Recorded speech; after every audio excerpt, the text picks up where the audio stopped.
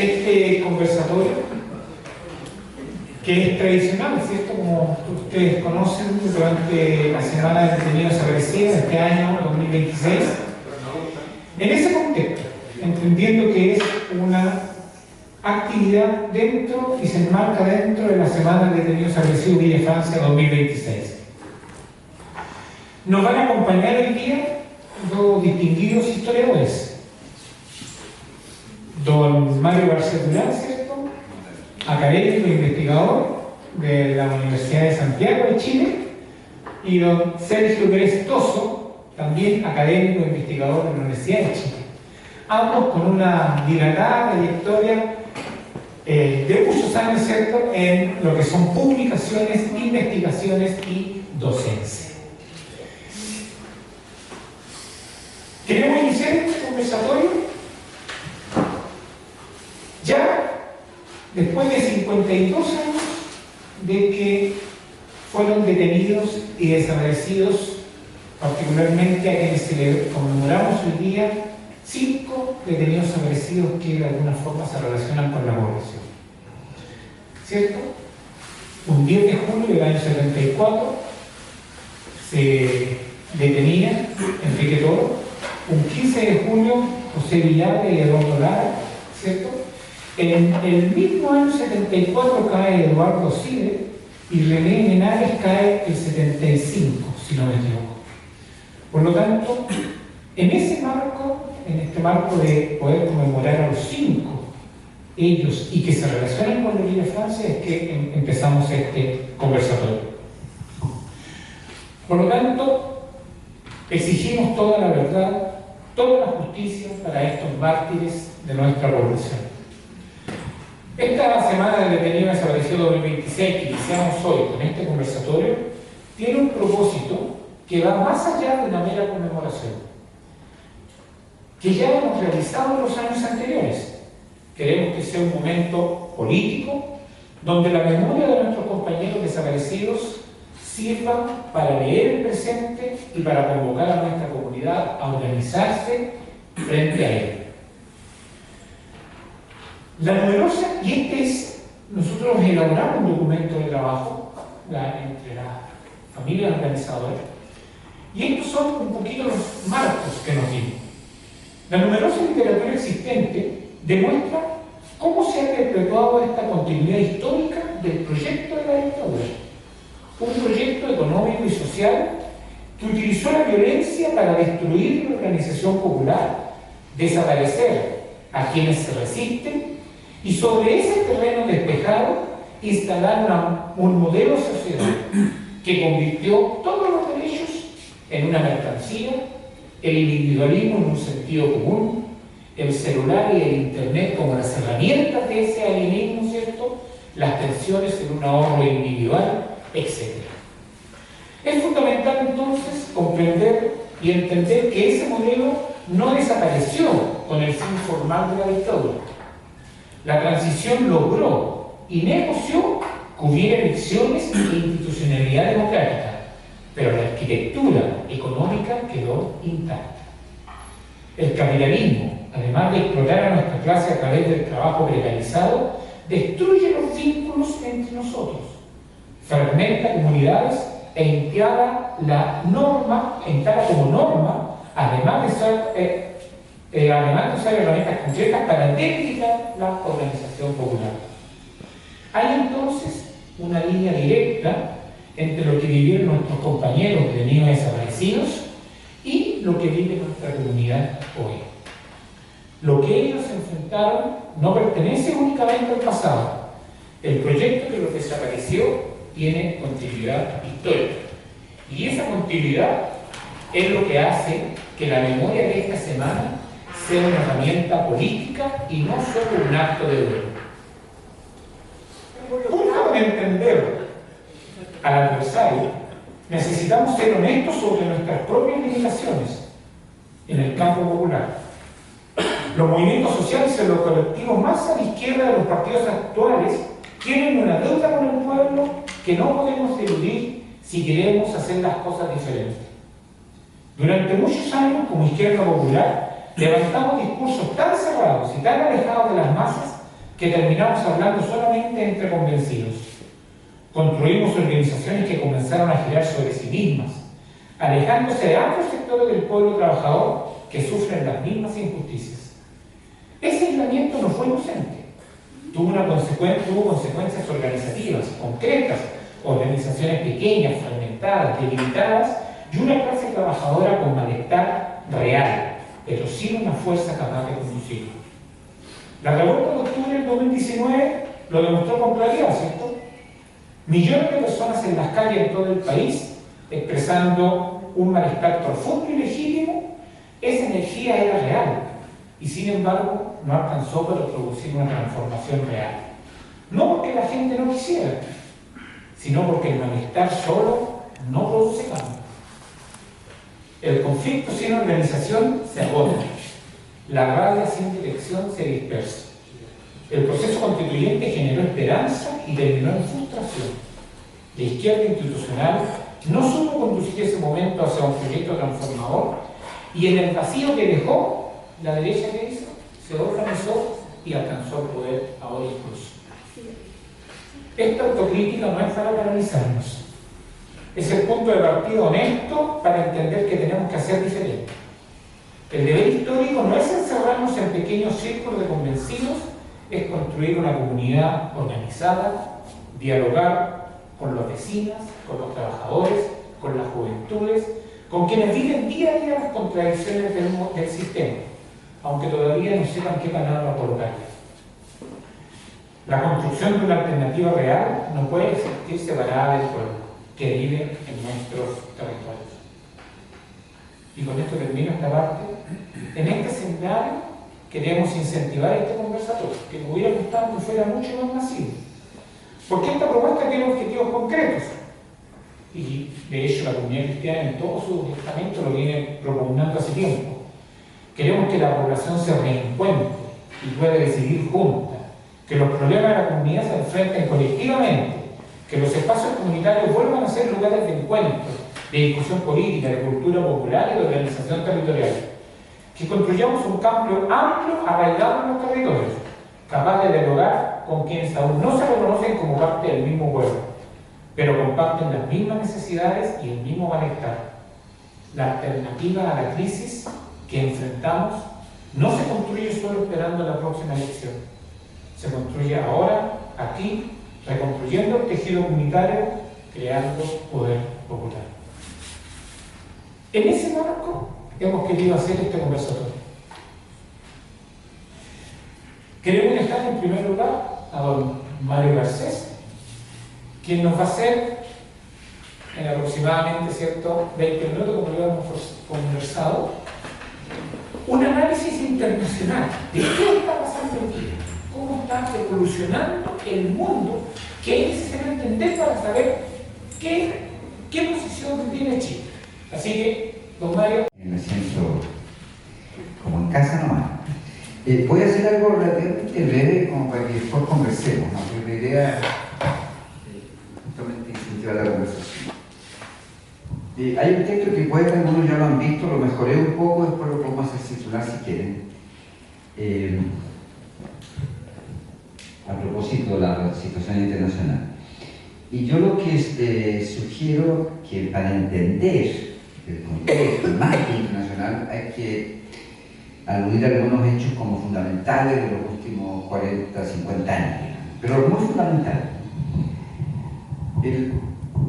Y esto, digamos, en el entendido que estamos viviendo una etapa crítica, confusa, que va y viene, con altos y bajos, en fin, que a veces cuesta saber qué rumbo tiene o qué rumbo puede tomar la historia mundial, la situación política internacional. Bueno, pero para poner un poco de marco a esta situación, a mí me parece que hay 3 o 4 hechos que son fundamentales. El primero, y el que en fondo abre esta etapa, por decirlo así, de la situación internacional, fue la caída de la Unión Soviética en 1962. Y esto lo ha aprendido un historiador al cual le tenemos mucho aprecio, con Sergio, que es Erich Hobsbawm. Cuando hace la historia del siglo XX, él dice, bueno, la caída de la Unión Soviética, en el fondo, comienza a desarticular un sistema de relaciones internacionales que se había construido desde el fin de la Segunda Guerra Mundial. O sea, después de la Segunda Guerra Mundial, el mundo adquiere una cierta forma a través de tratados, convenios, acuerdos, en fin, entre los distintos países y especialmente entre el mundo del este, que era el mundo socialista, y el mundo de Occidente, que era el mundo liberal capitalista. Pero la existencia de estos dos grandes bloques, de Estados Unidos y la Unión Soviética, que dividían al mundo, pero al mismo tiempo tenían modos de relacionarse, de regular el conflicto, en fin. Ese sistema se desarma, digamos, para decirlo fácil, se desarticula a partir de la caída de la Unión Soviética.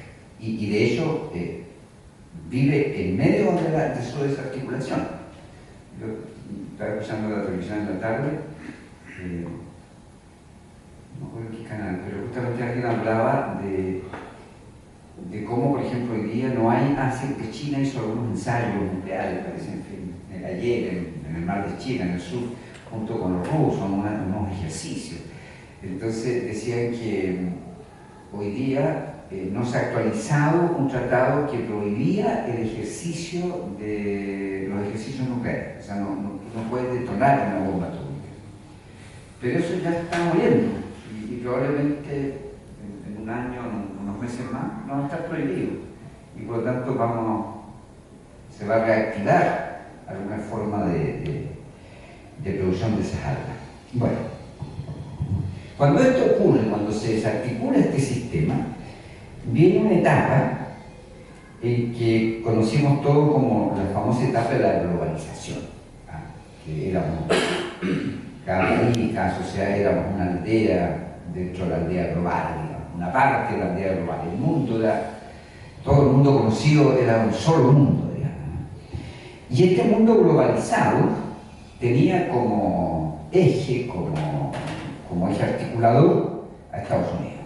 Estados Unidos era el gran hegemón, el gran coordinador, el gran líder, digamos, del mundo y de todo el mundo, digamos. Bueno, esta confianza fue de tal magnitud que hubo un texto muy famoso en los años 90 que escribió un filósofo de origen japonés, Francis Fukuyama, que dijo, en realidad estamos en el fin de la historia. Después de esto, el capitalismo ha triunfado y las formas de la democracia liberal y el capitalismo son las dos formas que han triunfado y que cierran de alguna manera, en un sentido filosófico, el destino, el sentido, la historia del mundo. Y por eso esto es el fin de la historia. Sin embargo, ya en los años 2000, en la segunda y tercera década del 2000, algunos datos se empezaron a modificar. Y el más importante probablemente es que comenzó a emerger China como una gran potencia económica mundial, y al mismo tiempo se hicieron más fuertes países como Rusia, la India, Japón, los países árabes, en fin, y se generó el famoso BRIC, que es una asociación de países que de alguna manera se separan de la hegemonía norteamericana. Y entonces lo que hemos vivido es lo siguiente. Hasta la caída de la Unión Soviética, o sea, entre la Segunda Guerra Mundial y el año 92, la caída de la Unión Soviética, la estructura mundial era bipolar.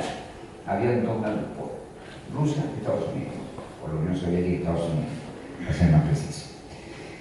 Entre el 92 hasta aproximadamente el 2010, 2020, el mundo se hizo unipolar. Hay un solo líder, un solo articulador. Y lo que estamos viviendo hoy día es una suerte de transición a lo que algunos analistas denominan la emergencia de un mundo multipolar. O sea, donde hay no uno, sino que tres ejes que articulan el mundo. Esto dicho así es relativamente sencillo y parece casi consensual, pero es muy complicado. Porque, en primer lugar, el país hegemón, en este caso Estados Unidos, vive la multipolaridad como una amenaza a su liderazgo, una amenaza a su economía, una amenaza a su poderío militar, etcétera, etcétera. Todo lo representa una gran amenaza.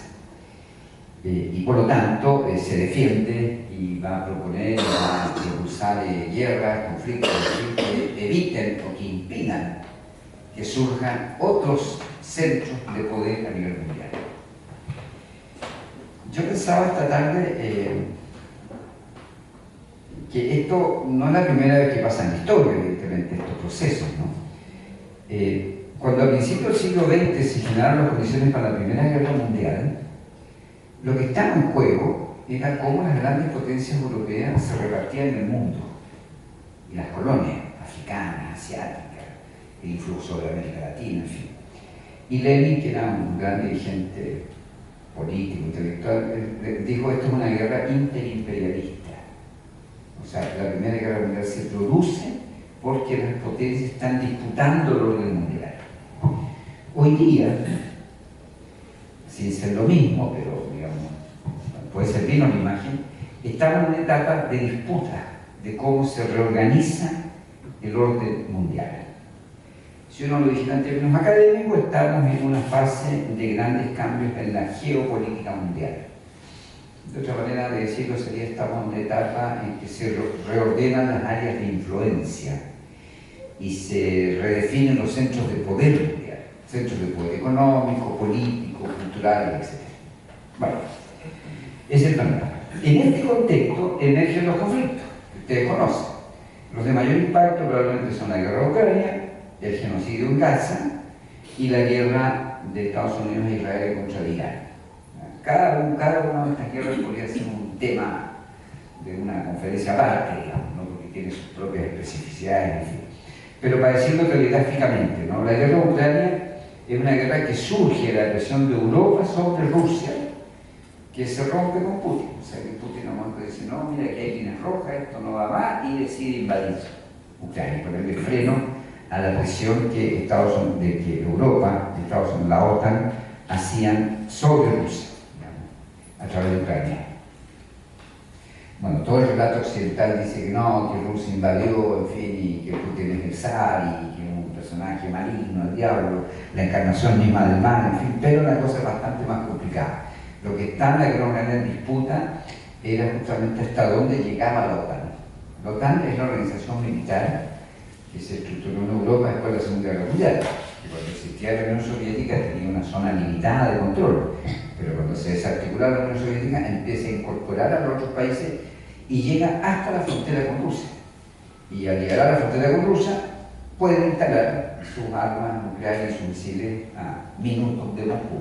Y es lo que Putin de momento dice: no, mira, mientras estaban en Turquía o en el centro de Europa podían demorar 15 minutos si las armas están en Ucrania están a 10 minutos o menos de Moscú. Que es un poco la situación que se vivió cuando la famosa crisis de los misiles en ese sentido de Cuba, ¿no? Cuando Cuba instala misiles y Estados Unidos y Kennedy dice: no, esto no es posible porque están acá al lado de esto. Bueno, entonces ahí tenemos un primer conflicto. El segundo es el conflicto de Gaza, que es el más horroroso probablemente, porque Israel, con el apoyo de Estados Unidos, busca construir una especie de gran Israel, lo cual supone desconocer el derecho de los palestinos a vivir en su tierra, desconocer el derecho a que ellos construyan un Estado y iniciar una guerra de carácter genocida, o sea, una guerra que elimina, que extermina y expulsa a ese pueblo de su propio territorio. Y esto sin ningún límite, nada, y Europa mirando para el lado, nadie se hace cargo, en fin. Y la guerra con Irán sigue más o menos el mismo tenor. O sea, no hay ninguna razón por la cual Estados Unidos tendría que declarar la guerra a Irán. Es porque Israel no quiere competencia en el mundo del Medio Oriente y porque si Israel controla el Medio Oriente, Estados Unidos controla el Medio Oriente y controla el acceso al petróleo. Y ustedes saben que Trump en esto no tiene ninguna mediación. Sus intereses son claros, transparentes, en fin.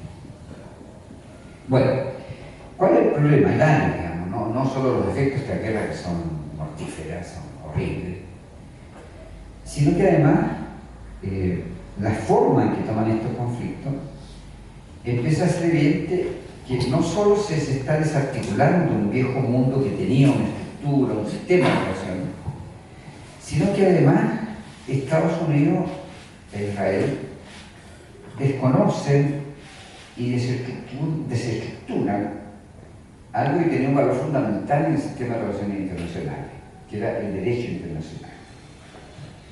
Después de la Segunda Guerra se generó un cuerpo legal que establecía las normas de cómo se constituyen las naciones, cómo se enfrentan los conflictos, las áreas de influencia, los acuerdos, etc. Bueno, toda esa dinámica hoy día está fuertemente debilitada y para Trump prácticamente no existe, no tiene valor. Pero no solo para Trump, sino que es un sistema de derecho internacional que se debilita en Naciones Unidas. Y Naciones Unidas se creó como una organización justamente que podía ser capaz de regular el conflicto internacional y hacerlo ateniéndose al derecho, a un derecho reconocido, consensuado por la mayoría de los países. Eso se desarticula. Entonces hoy día estamos en medio, dicho rápido, de la ley del más fuerte. Ya, me estoy alargando mucho, así que avanzo más rápido. ¿Qué efecto tiene esto para América Latina? ¿Y por qué importa todo esto que está ocurriendo? Porque en medio de esta reorganización del orden mundial, en medio de este debilitamiento del derecho internacional, los Estados Unidos, en noviembre del año pasado, difundieron un documento que se llama Estrategia de Seguridad Nacional de los Estados Unidos de América, noviembre de 2025. Y en ese documento Estados Unidos dice qué quieren en general, qué quieren del mundo y qué quieren de América Latina. Porque, a ver, voy a leerles con un pequeño texto, pero antes de eso, Estados Unidos, ante este cambio en el orden mundial, dice en realidad, junto con las disputas y los conflictos que vamos a enfrentar a nivel mundial, sobre todo en el mundo asiático, al mismo tiempo vamos a asegurar que el hemisferio occidental, y básicamente América, es primero que nada para los propios americanos.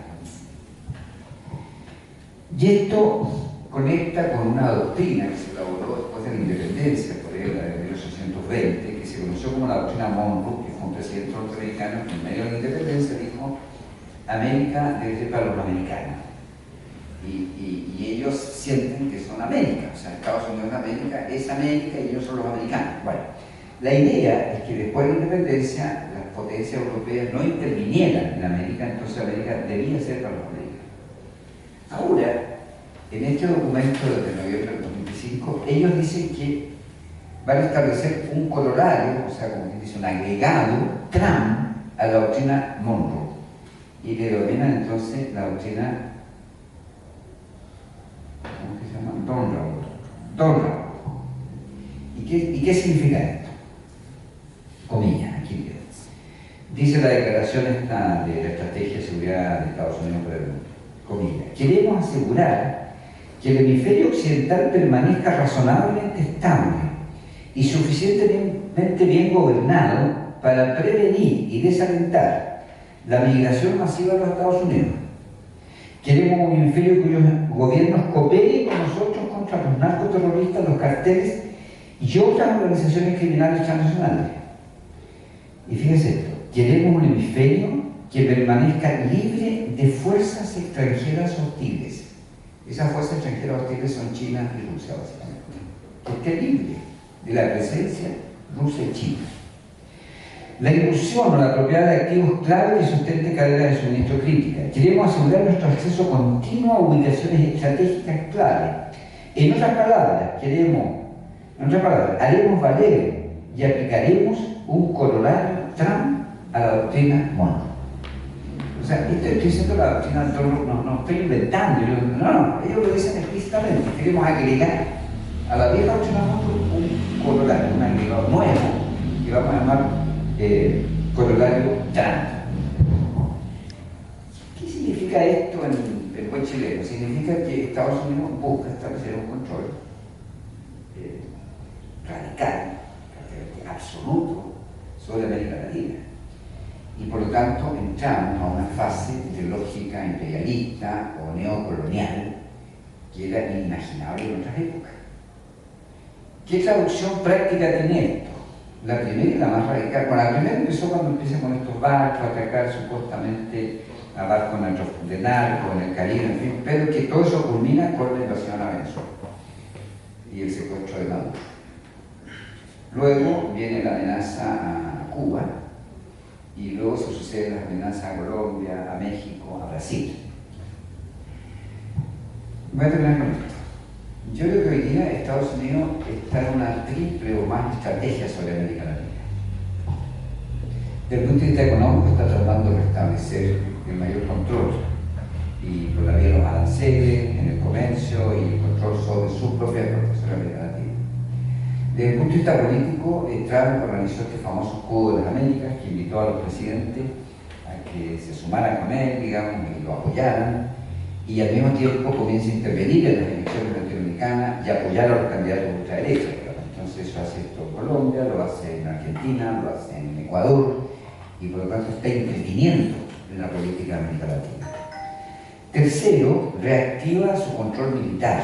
Y el control militar tiene hoy día dos o tres expresiones, las más visibles y más evidentes en Ecuador, donde se hizo un plebiscito que prohibía la instalación de bases norteamericanas, pero el presidente de Ecuador, que nació en Estados Unidos, tiene doble nacionalidad, y que es aliado de Trump, por otras vías consigue que las fuerzas norteamericanas intervengan en Ecuador. Estas están interviniendo, supuestamente en contra del narco, pero están estableciendo zonas de control en Ecuador. Y en el caso de Argentina, Milei, que está en el gobierno gracias a Estados Unidos, que cuando iba a perder una elección el año pasado, Estados Unidos los apoya, bueno, Milei ya le entregó bases militares en Ushuaia. Ushuaia es la ciudad que está más al sur y que establece control sobre la Antártida. Por lo tanto, y Estados Unidos ya había establecido control sobre Panamá y había obligado a los panameños a romper alianza con los chinos. Entonces, desde el punto de vista militar, la estrategia norteamericana se ha concentrado en Panamá, Ecuador y Argentina-Antártida. Y todo indica que esto va a continuar. Y por último, existe una cuarta dimensión más específica, que es el control digital. En el tema digital, China anduvo mucho más rápido que Estados Unidos. Y de hecho nosotros estamos todos conectados con tecnología china, digamos. Estamos en el 5G, que es chino, y en la tecnología china. Bueno, la idea de Estados Unidos es desplazar la tecnología china. Digamos que nosotros en un par de años empecemos a usar servidores y software y sistemas norteamericanos, de tal manera que ellos establezcan el control digital. El control digital es un tema terrible, hoy día también es un debate en Europa, porque se está probando en Europa el permitir que las empresas puedan acceder a información privada de los ciudadanos. Se empezó esto con la idea de que se iba a evitar con eso el tema del comercio sexual de los niños, en fin, qué sé yo, pero ya se descubrió que es una estrategia que permite a Facebook y a las grandes estas empresas digitales acceder a la información directa, y ya lo hacen, pero ahora lo pueden hacer legalmente a la información de todos los ciudadanos europeos. Por lo tanto, en el caso nuestro, todavía probablemente tenemos alguna privacidad, pero tenemos el riesgo que en un par de años, si Estados Unidos prospera su línea, nos controlen todos los sistemas informáticos. Bueno, no quiero ser tremendista, pues siempre hay resistencia en Colombia, hay resistencia en México, hay resistencia en Brasil. Yo creo que nosotros expresamos alguna forma de resistencia, o sea, tampoco es que Estados Unidos se va a llevar gratis todas sus iniciativas. Pero lo que sí es verdad es que estamos en una fase extremadamente agresiva y crítica de parte de Estados Unidos hacia América Latina y el mundo. Mario nos contaba un poco para situarnos, ¿cierto? Que Chile no es una cuestión que la cosa pasa de aquí nomás, hay estrategias fuera. Y así como recordamos que la injerencia de la CIA en el golpe y en la desestabilización del gobierno de Allende fue fundamental, así hoy día debe estar pasando particularmente para poder apagar todo fuego de rebelión, como contaba Mario. Y ahora queremos hacer el análisis interno. Por eso invitamos a Sergio Grey para que él nos pueda contar la otra parte. Por favor, gracias. Gracias. Buenas tardes. En primer lugar, un agradecimiento a la comunidad por haberme invitado a este conversatorio a compartir ideas y a discutir. La presentación que hizo Mario me cae como anillo al dedo porque es un buen marco que nos permite entender mejor nuestro pequeño drama local, ¿ya? Porque un defecto de nuestra nacionalidad que se ha ido disminuyendo con el correr de los años, del tiempo, es nuestro carácter isleño. Isleño en sentido figurado, es decir, que para nosotros muchas veces o históricamente, para la mentalidad del chileno común y corriente, el mundo pareciera que comienza y termina en Chile. O sea, cordillera de los Andes por el oriente, el Pacífico por el poniente, el desierto por el norte y el estrecho de Magallanes, o apenas poquito más por el sur. Es decir, una idea de que los problemas nuestros son solo nuestros, y de que no inciden los factores internacionales, y por lo tanto una mirada solamente hacia el interior del país, lo cual es un error. Pero, como les decía, me parece que en las últimas décadas ese defecto nuestro ha ido disminuyendo porque, bueno, la globalización está, las comunicaciones, el curso de la historia se acelera necesariamente. Por lo tanto, lo que nosotros analicemos como situación política interna, situación social, económica, incluso cultural, hay que tratar de conectarlo con temas como los que enunciaba Mario. Yo creo que a nivel global vivimos, y eso se desprende de la presentación que él hizo, un ocaso irreversible del imperio norteamericano. Es cuestión de tiempo. Han habido muchos imperios en la historia, ninguno es eterno. Por definición, nada es eterno en la vida, en la historia. Todo cambia, todo muta, aunque parezca muy sólido, aunque algunos crean que, como Fukuyama, de que eso se va a mantener hasta el fin de los tiempos, por los siglos de los siglos. No existe eso. Todos los grandes imperios han tenido su ocaso y han caído. Y este está en su fase final. Ahora bien, cuando digo fase final, no quiere decir que eso va a ocurrir, se va a consumar dentro de 2 o 3 años. Porque a nosotros los humanos, ese otro error de análisis, nos gustaría que ciertos procesos históricos ocurrieran durante nuestra vida, que nosotros pudiéramos ver. No me encantaría, nada más me encantaría que ver la caída del imperio yanqui antes que me muera. Pero altamente probable, dada nuestra avanzada edad, que eso no ocurra. Lo que no me impide proyectar que a 20, 30, 40 años más, ese imperio ya no va a existir. No somos adivinos para poder decir ni cómo ni cuándo. Pero, bueno, eso es en nuestro oficio de historiadores.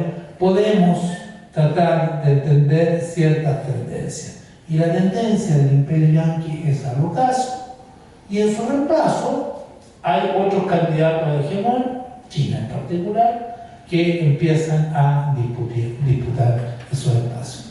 Pero yo creo, todavía no he entrado en relaciones, pero quiero darme el gusto de plantear una hipótesis, una intuición que yo tengo, que ni siquiera la podría afirmar con demasiados elementos así para tratar de demostrarla. Yo creo que estamos viviendo un cambio de época. No solo la caída de un imperio, no solo la crisis del capitalismo, sino un cambio de época.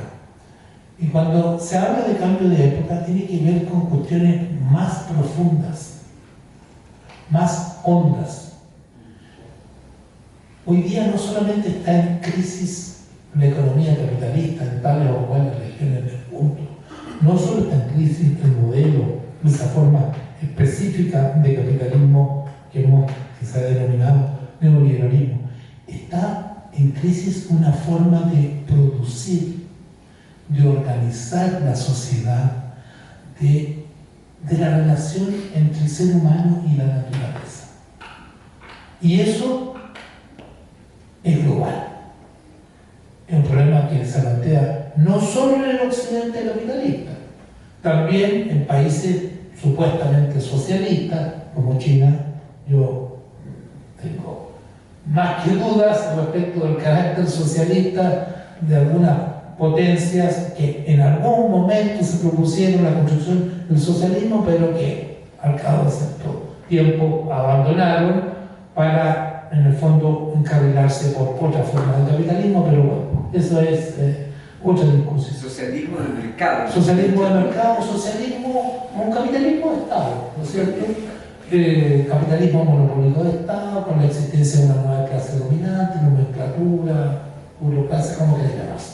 Entonces, es un problema mucho mayor, que tiene que ver con la sostenibilidad de esta forma de desarrollo económico, ya sea neoliberal o ya sea estatista, por el simple hecho de que el planeta no aguanta más.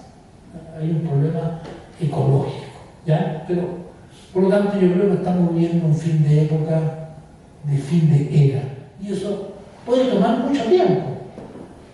Una era no termina en 10, 20, 50 años, puede tomar siglos, pero tan largo, pero bueno, las cosas no se pueden medir a escala de nuestras cortísimas existencias humanas, sino que los procesos históricos duran mucho tiempo.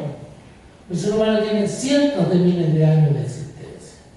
O sea, nuestras vidas, nuestro país, nuestra república, es la nada misma en ese devenir tan largo del tiempo. Bueno, vamos a lo de Chile, pero eso como marco general. Continuidad del proyecto neoliberal. En todas las cosas que planteó Rodrigo, prácticamente están las respuestas, porque hay un análisis con el cual yo coincido, 98, 99%, o sea, puedo agregar solamente matices a lo que él ha dicho. ¿Qué ocurre en Chile?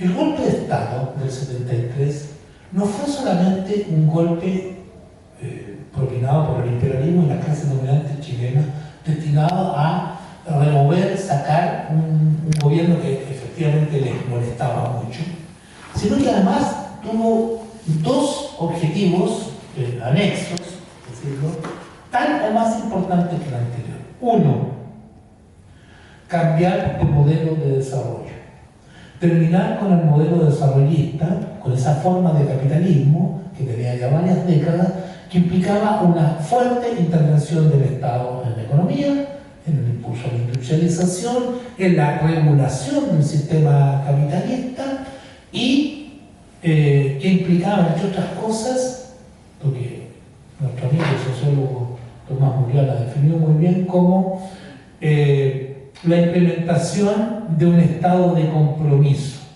Esto es un sistema político basado en una suerte de pacto social y político que significaba que el nuevo Estado, el que se empieza a construir en la década de mediados de los 20 y los 30 y con mayor fuerza en las décadas posteriores, le concedería ciertas reivindicaciones, ciertos beneficios, ciertos derechos al mundo popular, derecho de sindicalización, seguro obrero, sistema de salud, educación, etc., a cambio de que los trabajadores y los sectores populares desarrollaran sus luchas, plantearan sus reivindicaciones al interior del estricto marco que le fijaría la ley. Sindicalismo, sí, ustedes pueden organizar sindicatos, pero no va a ser como era a comienzos del siglo, el primer cuarto del siglo XX.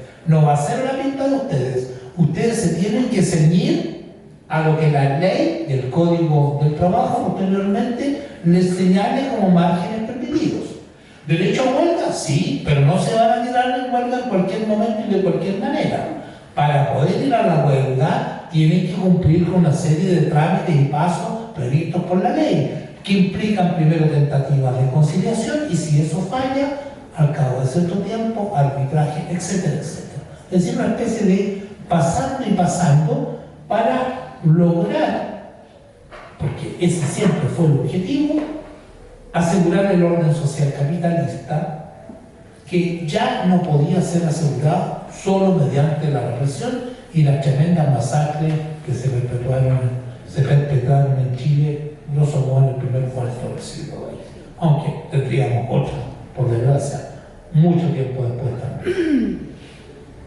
Eso se terminó el 11 de septiembre del 73. Ese modelo que ya venía en crisis, y la desgracia de la Unidad Popular fue tener que administrar ese modelo que venía haciendo agua, se terminó y fue reemplazado poquitos años después. Esto comienza a mediados de los años 70 con la política de Chop, por un nuevo modelo de desarrollo, el neoliberalismo, una nueva forma de capitalismo, porque los dos son formas de capitalismo, tanto el desarrollismo con intervención estatal como este capitalismo salvaje, que implica un retroceso, una retirada del Estado de sectores que habían sido estratégicos de la economía, su entrega al capital privado, reservándose única y exclusivamente para sí como tarea suya o como propiedad, incluso estatal, solo aquellas áreas que no podían ser asumidas por los privados porque no le eran rentables. De tal manera que a partir de entonces tenemos salud para pobres, salud para ricos, salud para clase media, educación también diferenciada por estratos sociales, etcétera, etcétera. Ese modelo, y ahí entramos al tema de la continuidad del proyecto, se ha mantenido intacto después de la partida de Pinochet del Poder Ejecutivo. Alguien dirá, pero tenemos el auge, el GES, tenemos la gratuidad universitaria, tenemos una serie de logros, entre comillas, que se han obtenido en los últimos 35 años. Sí, es cierto. Pero ninguna de esas reformas, estoy pensando, ya se me olvidó, el sistema educacional que teníamos en la primaria y en la secundaria, que la Bachelet le cambió el nombre, era la LOCE, claro, ya. Y el travestismo, porque eso fue un travestismo, de la LOCE, el eje que hizo doña Michelle Bachelet. ¿Se acuerdan ustedes cuando convocaron al jefe de todos los partidos, hasta el Partido Comunista, incluso desde la U, con las manitos arriba en el Palacio de la Moneda, todos felices porque se terminaba con la LOCE? Pero le cambiaron el nombre, la colocaron por aquí y por allá, y el lucro en la educación continuó hasta nuestros días. Travestismo puro. Y así ha habido una otra serie de reformas en salud mínimas, en cuanto a las pensiones, prácticamente nada, salvo que la señora Janet Figueroa hizo unas reformitas para darle unas poquitas lucas más a los jubilados, a cambio de lo cual le pasó miles de millones de dólares más a la AFP que buena parte son norteamericanas, no son chilenas, y reformas de distinto tipo que comenzaron con la concertación y pero que han continuado con todos los gobiernos posteriores, con los de Piñera, con el de la nueva mayoría, con de estas dos coaliciones que acaban de irse, que yo no sé cómo se llaman, porque nunca hubo una coalición de gobierno, me refiero al gobierno de Boric, pero que en el fondo no fueron cambios sustantivos. El modelo se mantiene intacto hasta nuestros días. Más aún, el gran pecado político de la concertación y de los que vinieron después, sobre todo la concertación, fue haber no solo afirmado ese modelo con reforma, sino que haberlo legitimado ante la sociedad. Ese modelo, el que instauró a sangre y fuego la dictadura, todos los gobiernos posteriores, todos, sin excepción, incluyendo el de Boric, y ni que hablar de lo han afirmado. O sea, hay una perfecta continuidad del modelo con correcciones, con esterilizantes mesas de diálogo instauradas por la concertación, con pequeñas reformitas, con sonrisa de mujer, con lenguaje inclusivo y de género, etcétera, etcétera. Pero las bases del modelo siguen estando iguales.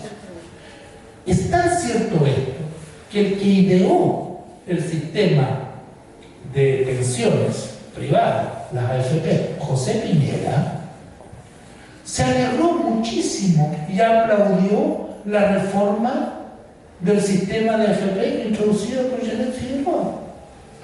¿Se acuerdan ustedes de eso?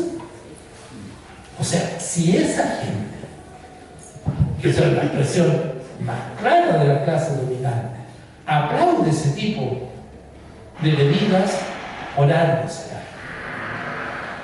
Entonces tenemos un modelo que se perpetúa en el tiempo, y lo que ocurre hoy día, que a muchos les espanta, y con razón, ¿ya?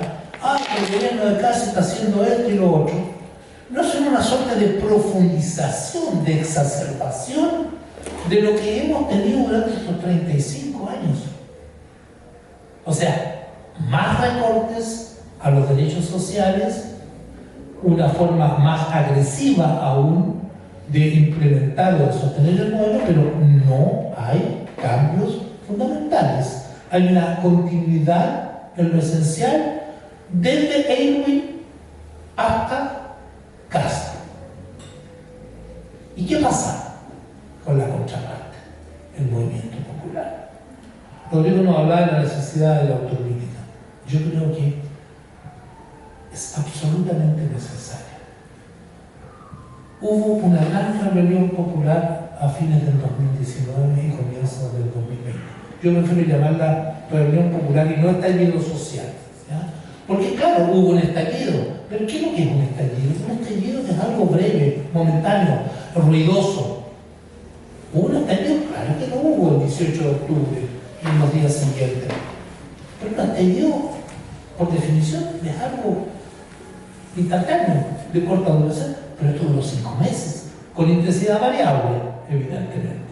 Duró hasta que Piñera nos mandó a encerrarnos en la casa, aunque venía en baja después del 15 de noviembre, eso hay que reconocer.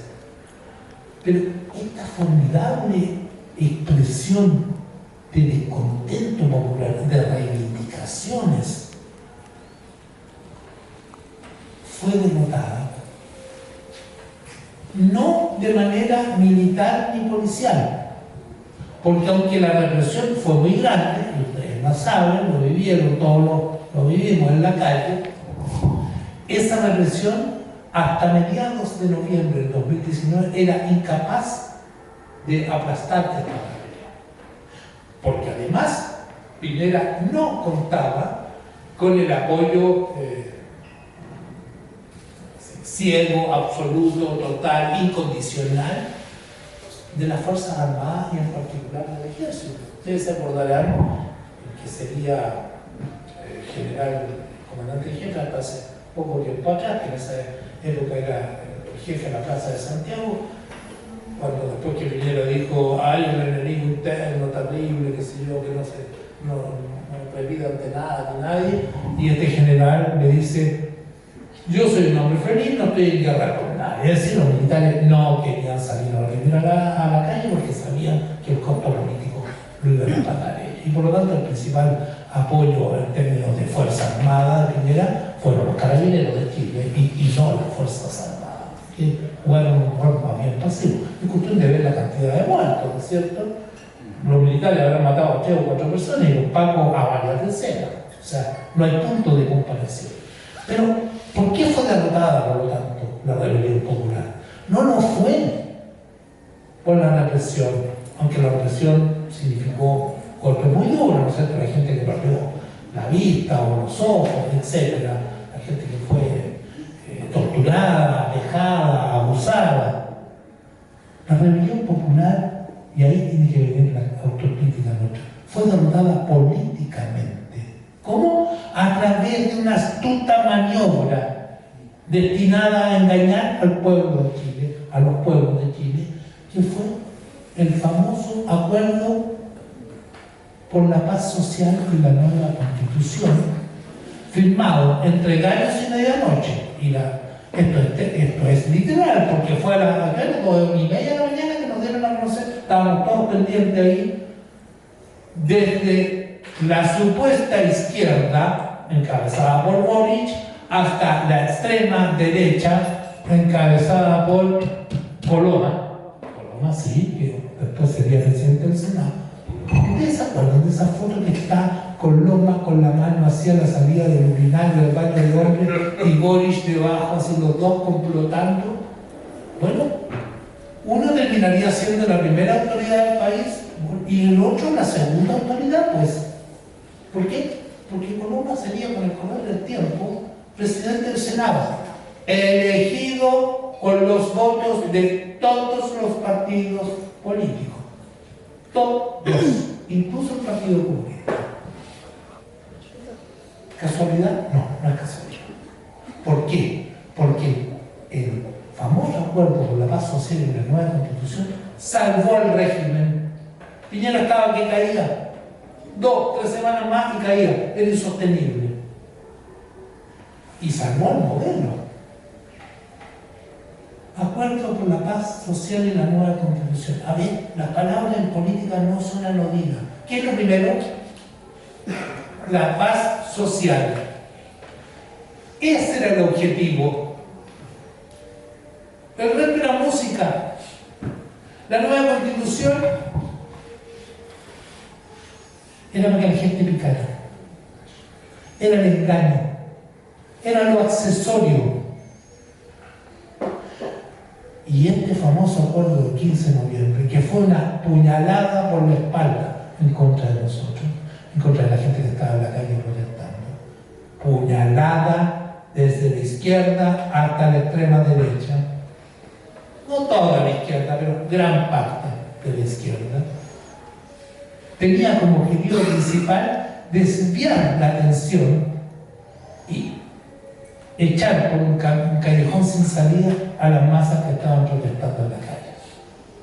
A cambio de la ilusión de un cambio constitucional de manera absolutamente democrática, como nunca se había hecho, porque nunca se ha hecho en la historia de Chile. Nunca hemos tenido una constitución elaborada democráticamente. ¿En qué me baso? Desde su génesis. ¿Por qué? Porque los parlamentarios se atribuyeron el poder constituyente. El poder constituyente es el que reside en la ciudadanía, ni nada más que la ciudadanía. ¿Ya? En las personas con derecho a voto, en nosotros.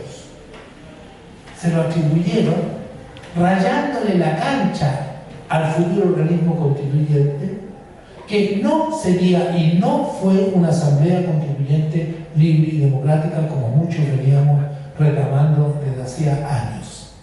¿Y por qué no fue una asamblea constituyente libre y democrática? Alguien dirá, Fernando Hacha y otros dijeron, no, pero es una cuestión de nombre, convención constitucional y asamblea constituyente son la misma cosa. No era solo una cuestión de nombre.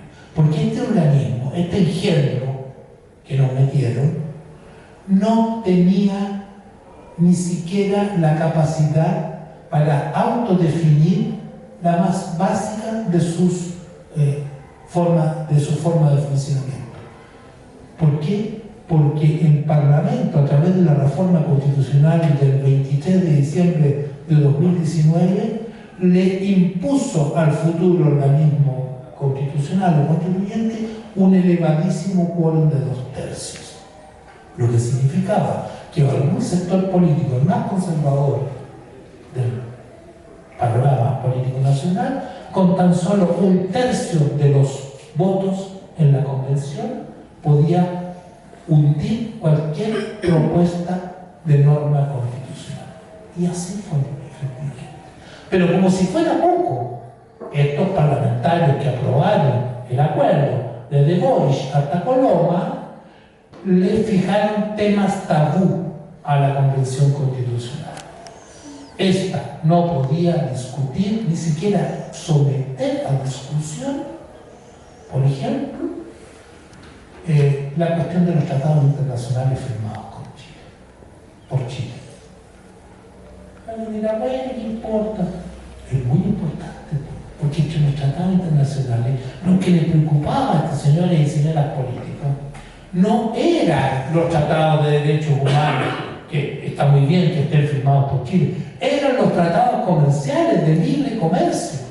Y alguien dirá, bueno, ¿qué importa eso? Mucho, pues, Porque por un lado nos estaban prometiendo el fin de las AFP y la pregunta que algunos hicieron en ese momento, ¿y cómo vamos a terminar con las AFP si los capitales que están metidos ahí son mayoritariamente extranjeros y estadounidenses y están protegidos por esos acuerdos comerciales que los contribuyentes ni siquiera podían discutir?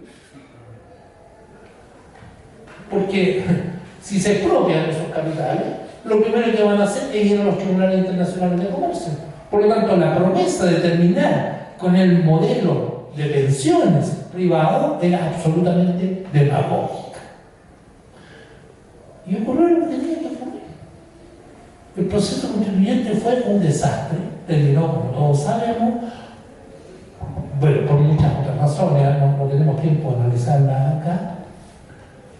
Lo que me permite decir, en contradicción con lo que mucha gente cree, que el fenómeno de reacción conservadora que vivimos actualmente en Chile no viene ni de la elección de Kast, ni siquiera de la derrota del plebiscito del 4 de septiembre de 2022, ¿no?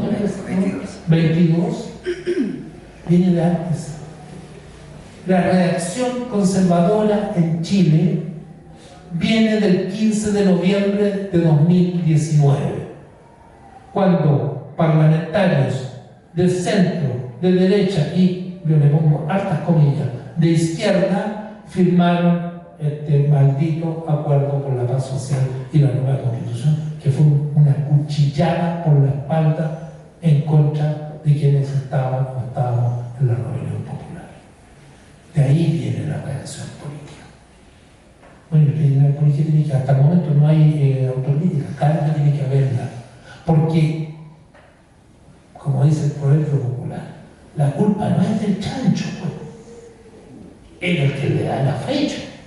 Que el enemigo de clase actúe como ha actuado, como he tratado de describirlo en pocas palabras, es normal. No le vamos a pedir caballerosidad, buenas modales, respeto de los derechos, no. La culpa es nuestra, porque si bien la rebelión popular fue algo magnífico, yo soy viejo y desde la Unidad Popular que no disfrutaba tanto la calle, el movimiento de masa, algo por ahí por el 2011, pero no, esto fue mucho más, ¿ya? Desde la UP, que no lo pasaba tan bien, ¿ya? En la lucha social. La culpa es nuestra, porque si bien este movimiento fue magnífico, éramos una montonera, desorganizada, despelotada, sin coordinación. No había un Estado Mayor de la Rebelión Popular. Cada cual tiraba por su lado. De tal manera que cuando vino esta maniobra demagógica del acuerdo del 15 de noviembre, no hubo una respuesta unificada, no hubo una coordinación, no hubo capacidad política de responder. ¿Y qué se podía haber hecho? Lo único que se puede hacer en situaciones como esa es la gran arma que tienen los trabajadores. Huelga general indefinida, paro nacional indefinido, hasta el colapso de ese régimen político que estaba tambaleando.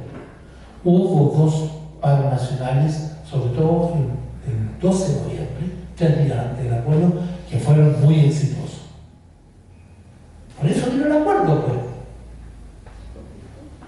12 de noviembre, el 14 de la noche ya estaban reunidos estos parlamentarios, y en la primera hora del 15 lo anunciaron súper rápido, y un montón de sectores políticos que se oponían a la idea de una asamblea constituyente, la democracia cristiana, ni que hablar la derecha, sectores del Partido Socialista. Camilo Calora decía que hablar de asamblea constituyente era como fumar opio, textual, ¿no es cierto?, etcétera, etcétera. De la noche a la mañana, por ahí por el 13 o 14 de noviembre, sacaron una declaración diciendo que estaban de acuerdo con la asamblea constituyente.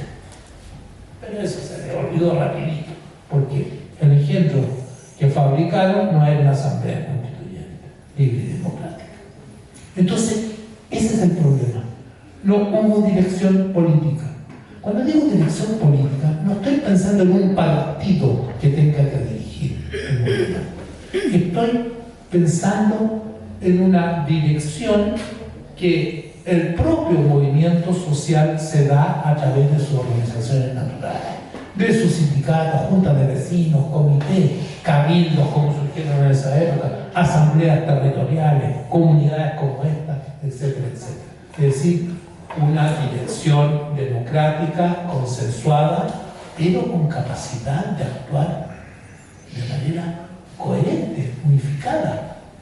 Porque el enemigo actúa así. Discúlpenme si utilizo algunos términos que son un poquitito duros y violentos para el lenguaje habitual en el Chile actual. Alguien me dirá, pero si no son enemigos, si somos todos chilenos, pues, son adversarios, no son enemigos de clase. Hay que volver a pensar como pensábamos los viejos, ¿no? Pensando en hacer análisis en términos de clases sociales, de clases que en algunos casos tienen intereses antagónicos. Hay otros intereses que pueden ser contradictorios, ¿no es cierto?, entre sectores medios y sectores de la clase obrera o del campesinado, de los pobladores, ¿ya? No son exactamente lo mismo, pero no son intereses antagónicos. Pero entre la inmensa mayoría trabajadora, pobre, o medianamente pobre, y la burguesía de este país, y el imperialismo del cual nos hablaba Mario, son enemigos de clase. Es decir, hay que meterse en las cabezas. Ellos actúan como enemigos. No en los periodos tranquilos, que tienen un discurso democrático, de consenso, somos todos chilenos, el bien del país, el bien de la patria. No, el bien del país, el bien de la patria lo piensan en función de sus propios intereses de clase. Nosotros también tenemos que pensarlo igual, pero al revés. Esto es lucha de clases. Nunca se ha ido. Mientras existan las clases sociales, mientras no logremos eliminarlas, que es un proceso histórico de muy larga duración, va a existir la lucha de clases. Así la gente no se dé cuenta. Cuando, como ahora, el gobierno quiere recortar derechos sociales, cuando, como ahora, quieren rebajar la indemnización por año de servicio como a 3 años, una cosa así, o a 3 meses, para supuestamente beneficiar el seguro de cesantía, ya no recuerdo bien. Eso es lucha de clases. Cuando los patrones aumentan las cadencias de trabajo, echan gente y le imponen nuevas funciones a un trabajador, a un obrero, a un empleado, eso es lucha de clases. Cuando los trabajadores resisten, presentan reivindicaciones y van a la huelga si estas no son concedidas, eso es lucha de clases. La lucha de clases tiene muchas manifestaciones, algunas más pacíficas, otras más violentas. Una insurrección, una guerra civil, también es lucha de clases. La lucha ideológica, lo que estamos haciendo en este momento, es parte de la lucha de clases, porque significa armarnos, no confiarnos por ahora, sino con ideas, con proyectos, con programas. Entonces, voy a tratar de terminar rápido porque creo que me he pasado un poco el tiempo. Es el otro día. No tuvimos dirección política. Ergo, tenemos que dotarnos, ahí tiene que ver con los ajustes, la organización y la alternativa que nos pedía Rodrigo. ¿Ya? Tenemos que dotarnos de dirección política. Pero a mi juicio, dirección política hoy día no significa, por ahora, ni levantar un partido, ni someternos a la dirección de un partido o coaliciones de partidos. Yo creo que la tarea es mucho más ardua y más básica. Hay que reconstruir el movimiento popular desde la base. Necesitamos un nuevo movimiento popular, distinto al que hemos tenido hasta ahora. Un movimiento popular autónomo. ¿Autónomo de quién? ¿Respecto de quién?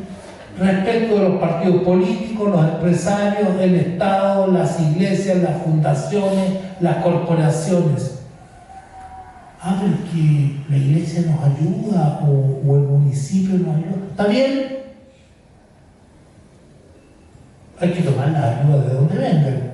No todo, porque si vienen del narcotráfico, de algunos, ya, pero de muchas de estas tipos de instituciones sí podemos recibir ayuda. Si la iglesia nos está acogiendo para hacer esto, magnífico. Siempre y cuando, ya sea iglesia, ya sea municipalidad, ya sea una corporación, una fundación, una religión, lo que sea, no nos ponga condiciones, no nos raye la cancha, no nos limite. Es decir, que sean ayudas desinteresadas, que no pretendan condicionarnos, que no pretendan manipularnos y usarnos para sus particulares intereses. Un movimiento de trabajadores, un movimiento profesional, un movimiento popular autónomo, democrático, con líderes de reconocida probidad, que no se vendan. En el tiempo actual eso es difícil, pero eso implica control democrático, control comunitario, implica agudizar el juicio crítico para poner ojo al comportamiento de los dirigentes, implica revocabilidad de los dirigentes. Esto no se puede apernar. Si las bases consideran que no lo está haciendo bien, tienen que tener mecanismos democráticos de revocabilidad. Entonces, esa es la tarea. Hay una travesía del desierto muy larga por delante. Yo no pertenezco a ningún partido político, no porque sea antipartido. Yo creo que en algún momento hay que crear un partido, o hay que crear partidos de los trabajadores. Pero no está para bollos hoy día. Reconstituyámonos nosotros. No tenemos que poner el centro en las elecciones. Yo he visto tantos grupos de izquierda que se organizan como partidos en los últimos años, pero una cantidad enorme, unos grupitos minúsculos, y uno empieza a calmar lo que se proponen hacer y quieren juntar firmas para legalizarse y presentarse a las elecciones. ¿Pero quién van a representar? Fuera de los 2 o 3 caudillos que los dirigen. No tienen representación social alguna. ¿Quién los va a controlar si uno de ellos sale elegido alcalde o diputado o senador? ¿Qué capacidad de control tiene la base social sobre la actuación de ese personaje? Ninguno. Ustedes eligen un diputado, seguramente muchos de ustedes votan en las elecciones. ¿Tienen capacidad de control sobre ese diputado o diputada? O sobre tal o cual concejal, en una esfera mucho más cercana, más local, no mucho, ¿eh? No mucho. Entre otras cosas porque el sistema democrático, entre comillas, que tenemos hoy día es menos democrático que el que existía hasta el 73. No sé si los jóvenes lo saben, pero cuando fallecía o se inhabilitaba un diputado o senador, se hacía una elección complementaria. Se llamaba elecciones nuevamente. ¿Qué ocurriría? El partido del diputado o diputada designa a dedo a uno de sus integrantes para que lo reemplace. Entonces, no hay un marco político efectivamente democrático en Chile, ni antes ni después. No existe el plebiscito de iniciativa popular, el proyecto de ley de iniciativa popular, un plebiscito para revocar el mandato de una persona que ha sido elegida popularmente, pero que la ciudadanía, luego de juntar una cierta cantidad de firmas, considera que no lo está haciendo bien y por lo tanto se llama a que el pueblo se pronuncie sobre si debe o no continuar su mandato hasta el final, o si se lo revoca y se llama a nueva elección. Esos mecanismos en este país que se precia de ser tan democráticos nunca han existido. Y ahora son más restrictivos que antes, porque por lo menos antes teníamos elecciones complementarias. Eso ya no existe. Entonces, Yo creo que la tarea hoy día es reconstruir el movimiento popular desde la base, pero reconstruirlo con la perspectiva de mayor autonomía, con mayor juicio crítico, con educación popular, con educación política. Antes los partidos políticos de centro y de izquierda, por muchos defectos que tuvieran, eran escuelas de educación política, formaban a sus militantes. Hoy día los partidos políticos son máquinas electorales y agencias de empleo nomás, no son más que eso. O la gente que milita en partidos políticos, puede que haya un partido que sea excepcional, ¿ya? Tienen reuniones permanentes, cotizan en sus núcleos, bases o células de manera regular, como lo hacíamos nosotros en el pasado. ¿Tienen vida partidaria o son ganado electoral que los convocan cuando hay elecciones para repartir un volante y más encima les pagan por hacer eso? Entonces, tenemos un tremendo trabajo. Y ese trabajo, a mi juicio, no pasa por la institucionalidad. Pasa, por ahora, exclusivamente por la base social. No digo que el día de mañana no haya que presentar candidatos a tal o cual elección, pero que esa candidatura sea la expresión de algo que existe realmente en la base social. Que esa candidatura, que ese abanderado o abanderada, pueda ser controlado por la base social que lo eligió. Y eso en función de un proyecto político que tiene que ser discutido por distintos movimientos sociales, organizaciones sociales populares, sociales y sociopolíticas, para que haya un norte común y para que no volvamos a hacer esa montonera, a lo mejor heroica, pero dispersa, desorganizada, que es fácilmente, puede ser fácilmente gobernada, ya ni siquiera por el uso de la fuerza, cuyo monopolio lo tiene el enemigo, sino porque es tan ingenua, está tan desnuda políticamente, que puede ser engañada con maniobras astutas como las que señalé en mi intervención. Disculpenme haberme pasado un poco. Muchas gracias. El tema del imperialismo y el capitalismo. Hay un texto que es muy clásico de Lenin, que él lo llamó el imperialismo la fase superior del capitalismo. Y por lo tanto, Lenin lo que vio fue el imperialismo como una forma más desarrollada del propio capitalismo. Es un texto que hay que leer, que es muy interesante porque Lenin lo que vio en esa etapa, estamos hablando del principio del siglo XX, ¿no? Es que el capital tiene distintas componentes, por decirlo, distintos componentes. Hay capital comercial, hay capital industrial, hay capital de servicio, hay distintas formas de capital. Lo que Lenin vio en este libro es que cuando se fusiona el capital financiero con el capital industrial, desaparecen, podríamos decir, las fronteras y el capitalismo toma una forma imperialista, que su desarrollo, su control trasciende la frontera del capital, trasciende toda la frontera, y sobre todo cuando logra esta fusión. Hoy día, nosotros, según un analista, estamos en la fase de financiarización del capital, o sea, en el fondo, dentro de los distintos componentes del capital, el más dominante es el capital financiero. Y por lo tanto, bajo el dominio del capital financiero, las lógicas imperialistas son fundamentales. Y por eso nos importa tanto qué hace o no hace Estados Unidos, porque Trump es expresión del imperialismo actual. Ahora, un imperialismo, como decía Sergio, está en una fase crítica.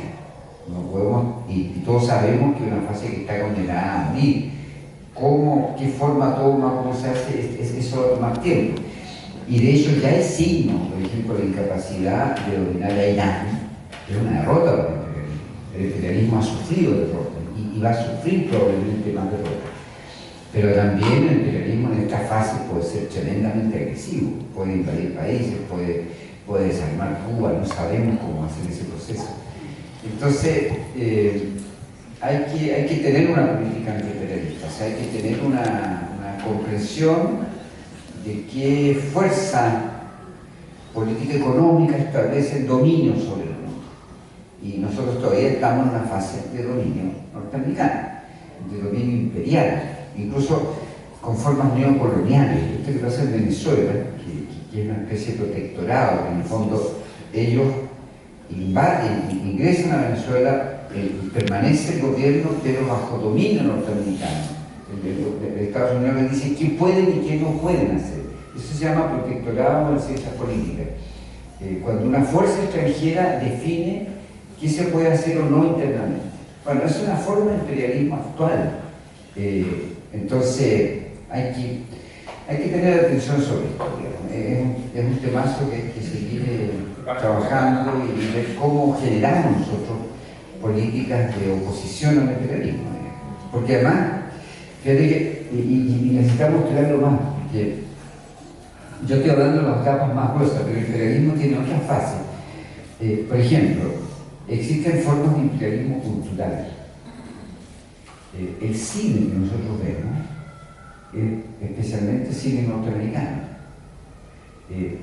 en la India se produce 2 veces lo que produce Estados Unidos. Nosotros nunca vemos una película de la India. En América Latina todos nuestros países producen, nosotros vemos una que otra película cada tantos años. ¿Ya? ¿Cuál fue la última película brasileña que ustedes vieron? Estación Central, probablemente. Sí, claro, hace 10 años. Las películas argentinas, las de Darín hemos visto, pero Darín no es el único actor argentino. Otro tema, los libros. La mayor parte de los libros que llegan hoy día a Chile son libros que producen las grandes editoriales españolas. Catalonia, en fin, Planeta, y que son imperialistas, son coloniales, y ellos definen qué se publica. Y si nosotros no defendemos nuestras editoriales locales, nacionales, en fin, ellos terminan defendiendo qué podemos leer o no. La música ahora, bueno, ya no están los sellos, pero en la etapa que estaban los sellos también, ellos definían qué música íbamos a escuchar. Entonces ahí tenemos que ser capaces de identificar cómo preservamos nuestras propias tradiciones, nuestra soberanía, nuestra independencia, y en ese sentido, ¿cierto?, solidarizar y hacer un pacto con la lucha de los mapuches, de los yaquitas, en fin, conocer la historia de América Latina, relacionarnos con él. Todo eso es muy relevante, porque si no, pasan por encima. Y mucha de nuestra juventud tiene la cabeza ya colonizada por esa idea, ¿no? Y en esa idea del capitalista, imperialista de hoy, el modelo de vida, la manera de ser feliz, es tener plata. Es tener plata, tener un buen auto, una casa, viajar. Ese es el mundo, no hay mucho más. Y ese modelo está instalado hoy día en la sociedad de una manera brutal y masiva. No hay más, o sea, esa idea de proyecto se reduce a esos componentes.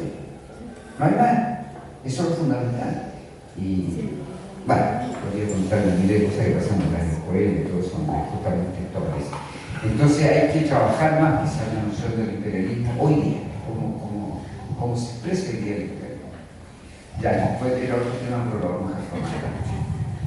Ya, a ver, la compañera pregunta cuál era la alternativa, ¿qué haberla dicho? Era la huelga general.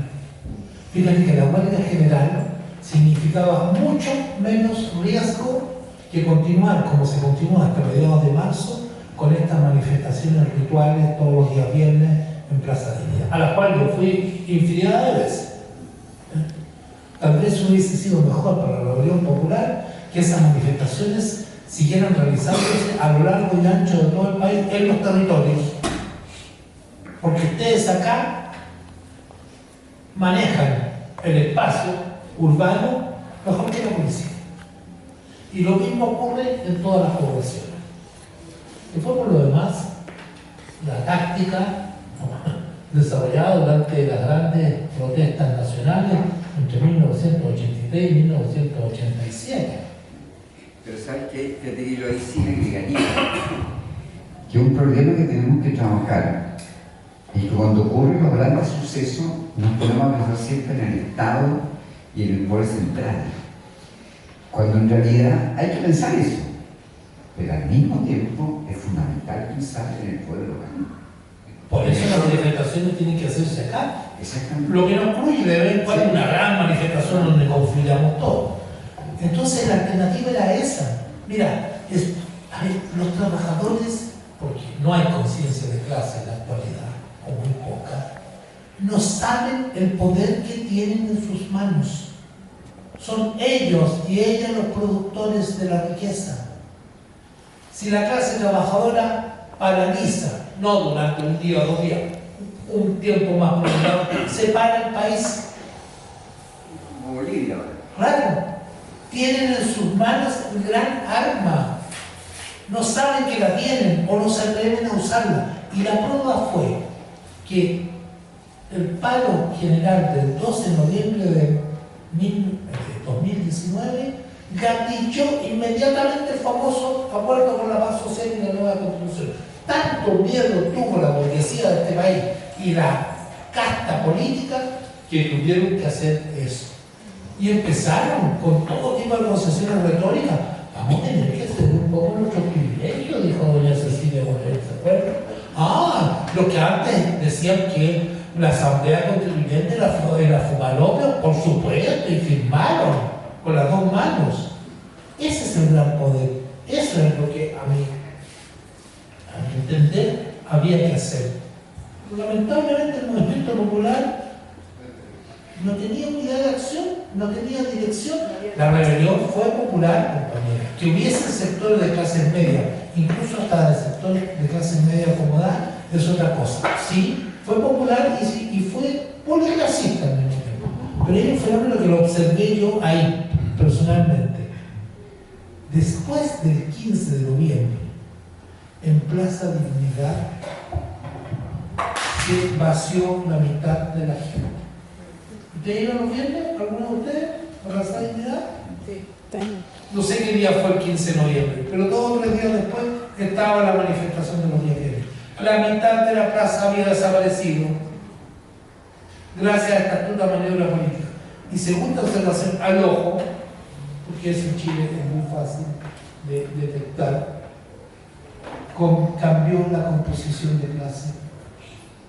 Gran parte de las capas medias que habían estado presentes desaparecieron y quedaron casi todos sectores populares, pobladores, trabajadores, estudiantes secundarios, algunos estudiantes universitarios, por supuesto. Cambió la composición de clase de la manifestación. ¿Por qué? Porque la pequeña burguesía, no toda, pero mayoritariamente, creyó, se ilusionó, compró la pomada de que esta es la solución más fácil, menos dolorosa, con menor costo social, porque no hay otra. Bueno, pero de esa opción resulta, no en línea directa, a través de una serie de mediaciones y situaciones intermedias, la situación que vivimos ahora. Si la reacción conservadora comenzó ahí, no comenzó con Kast, no comenzó con la derrota del 4 de septiembre de 2022, comenzó ahí, aunque la gente no se diera cuenta de ello.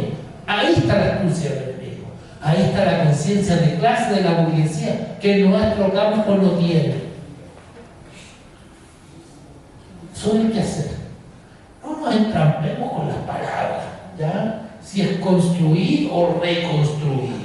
Porque si yo me hubiera dicho de otra manera, compañeros, hay que levantar un nuevo movimiento popular, o levantar el movimiento popular desde la base nuevamente, lo que fuiste tú, no me acuerdo quién fue, nadie hubiera pensado en la leche chica si es construir o reconstruir. Nada nace de la nada. ¿Ya? En la ley del agua siempre, ¿cierto? Bueno, nosotros creemos aquí en este concepto de que las palabras construyen realidad, por eso yo sí le he dicho Sí, está bien. de la reconstrucción. Pero lo que te quiero explicar es que nada nace de la nada, ¿ya? Está bien. Siempre en la historia y en la vida hay continuidad y cambio, ¿ya? Hay elementos viejos y hay elementos nuevos, ¿ya? La ley de Lavoisier sobre la materia no se crea ni se destruye, solo se transforma, ¿ya? Hagamos lo que podamos. Si algunos creen que hay que construir de cero una cosa absolutamente nueva, háganlo, bienvenido sea. Si hay otros que creen o tienen la posibilidad de tomarse un sindicato o una organización social que hasta ahora ha sido medio amarilla, pero se dan las condiciones, yo sé de casos de juntas de vecinos, por ejemplo, la junta de vecinos de Mata Sur, o Mata Norte, en la cual yo estaba varias veces, antes del estallido y durante el estallido, la tenía la UDI. Gente de izquierda combativa. Hay una compañera que tengo en mente, que es la presidenta hasta el día de hoy, se la tomó en una organización vieja, sí, pero se la tomaron, la ganaron y hasta el día de hoy la conducen. Entonces, el que pueda retomar algo y transformarlo radicalmente, que lo haga. El que cree y tiene la posibilidad de construir algo absolutamente nuevo, también que lo haga.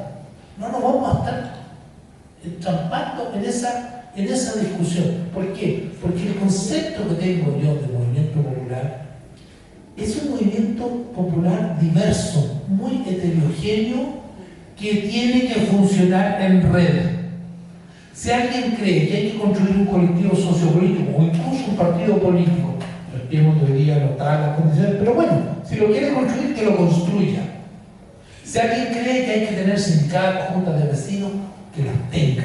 Lo importante es que esta miriada de organizaciones sociales o sociopolíticas o incluso políticas populares actúen en red, actúen en coordinación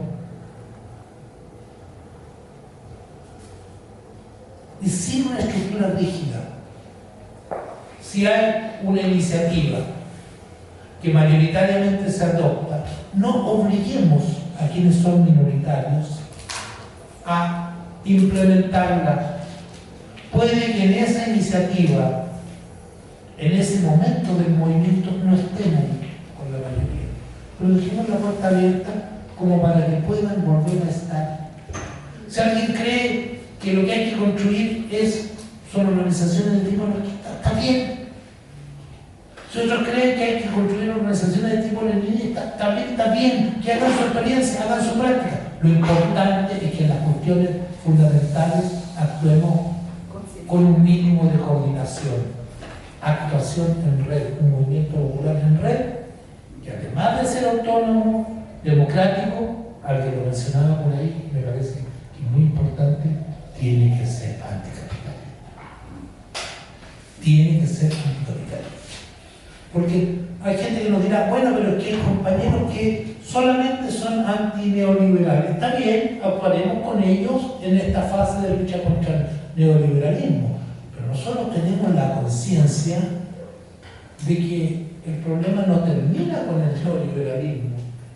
Porque si nuestro objetivo es solo erradicar el modelo neoliberal, eso significa que el capitalismo se mantiene, con sus desigualdades, con opresión, con explotación. No hay una muralla china dividiendo el neoliberalismo de otras formas de capitalismo que puedan venir también, está excluido más adelante, ¿cierto? Nuevas formas de keynesianismo, de capitalismo con fuerte intervención estatal, eso se verá.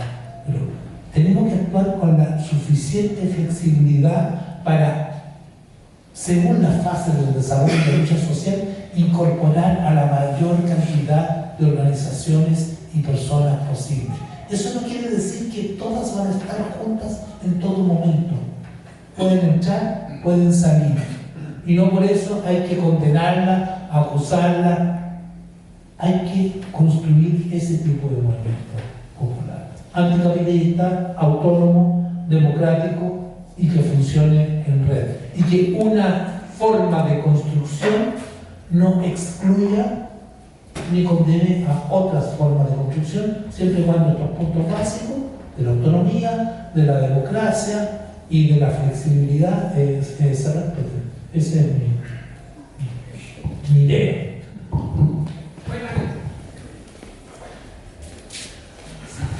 Oye, chiquillo, creo que ha estado súper bueno. Planificador, más que nada, ¿cierto? La verdad es que uno maneja ideas, pero desordenadamente. Y de repente cuando uno logra ordenarlas, cobran más sentido. Así que queremos invitarlo. Atrás tenemos, no sé si queda Vinito Hervido, ¿queda Vinito Hervido?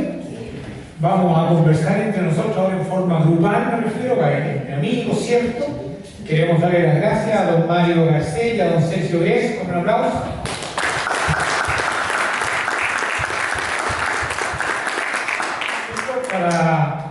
Bueno, Mario